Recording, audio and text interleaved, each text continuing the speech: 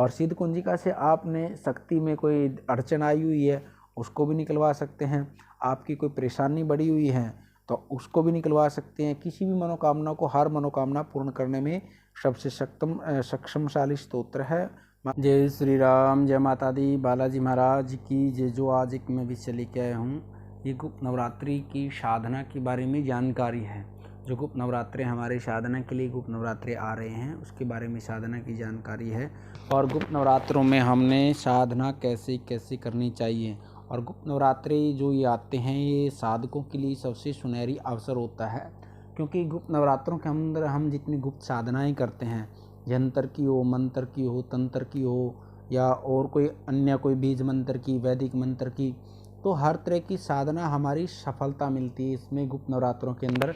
और साधना को हमने जितने गुप्त तरीके से करेंगे और जितनी गुप्त रख के करेंगे, क्योंकि कई बच्चे क्या करते हैं साधना के अनुभव सभी को बताते रहते हैं। साधना के अनुभव सभी को नहीं बताने चाहिए।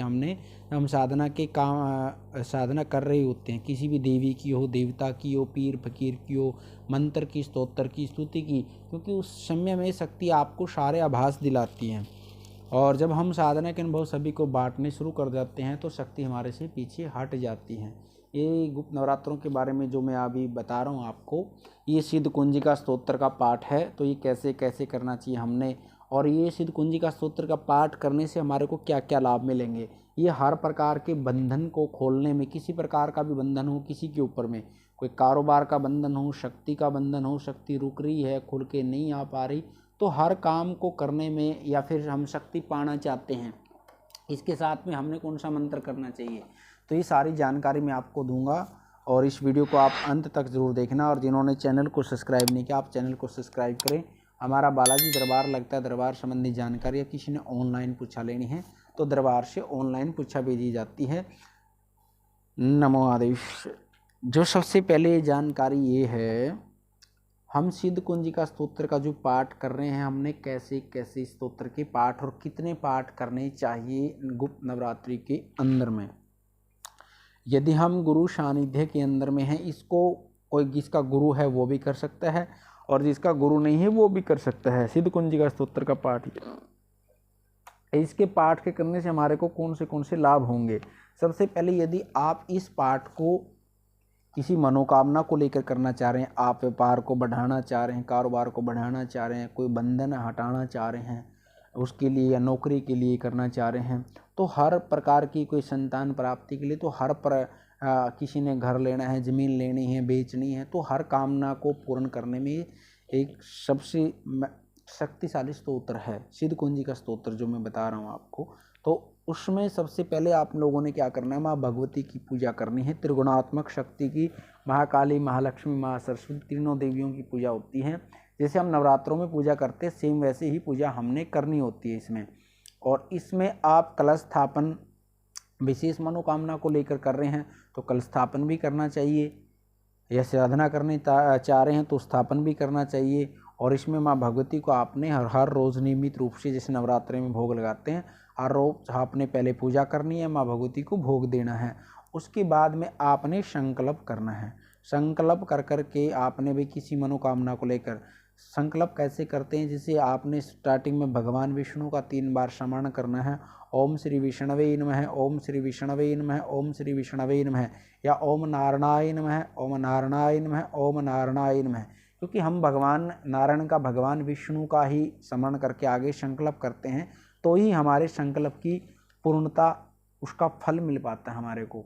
और उसके बाद में आप अपना नाम, अपना गोत्र बोल करके, माँ भगवती मैं इस काम के लिए आपकी शरण में आया हूँ, और मैं 11 पाठ डेली सिद्ध कुंजिका स्तोत्र के करूँगा, 21 पाठ करूँगा, 41 पाठ करूँगा, 51 पाठ करूँगा, तो इतने पाठ में लगातार करूँगा। और मुझे उस कामना के लिए, आप साधना के लिए जा रहे हैं तो सिद्धि के लिए बोलोगे, मुझे सिद्धि प्राप्त हो माँ भगवती की।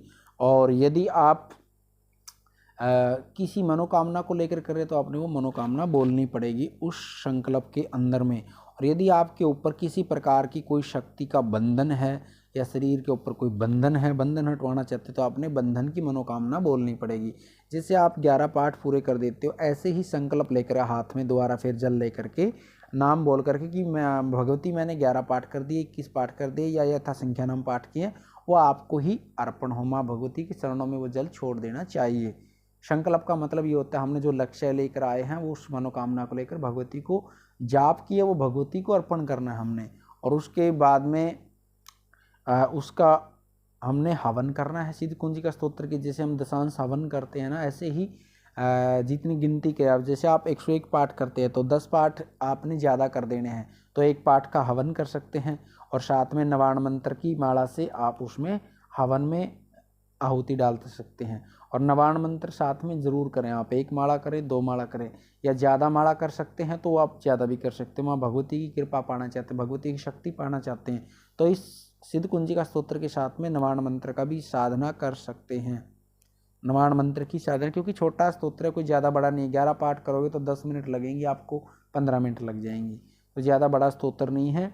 और इसको संकल्प करके तरीके से भोग देकर, और लास्ट में आपने काम यही करना है, हवन करने के बाद माँ भगवती को नारियल, चुनरी, श्रृंगार और भोग मंदिर में लगा के आए, दे के आए भगवती को। साथ में ध्यान रखना इस चीज़ का, ये नहीं दोगे तो फिर आपकी साधना पूर्ण नहीं होती है।